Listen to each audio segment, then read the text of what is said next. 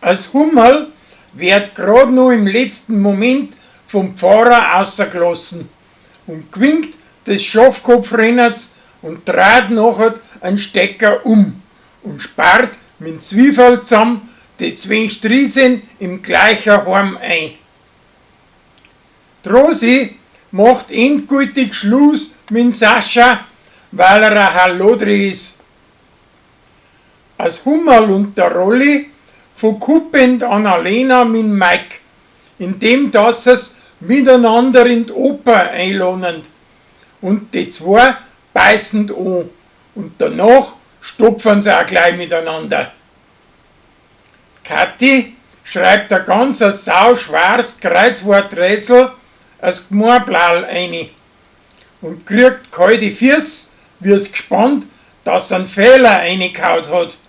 Aber der Gerstl findet außer, dass das gar kein Fehler nicht ist. Der Flori friert sich einen an in der Badstube und traut sich als am Nacker da nicht außer, weil ein hoher geistlicher Herr im Haus ist. Danach bringt er für ein Kindstaff die falschen Blämen in die Kirche, aber mit der Hilfe von der Sarah lässt sich das grad nur gut machen.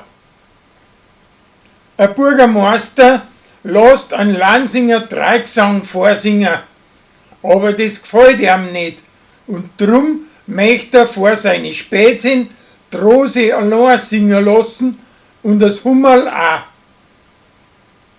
Der Felix ist hinter der Sarah her, aber er hat kein Diritari nicht, dass er es auf etwas einlädt. Drum spekuliert er im Internet und verspielt er auf die Weise alles, was er noch hat. Und nachher keiner er bei seinen Stiefvatern im Wirtshaus und kassiert ein saftiges Trinkgeld von Landrat.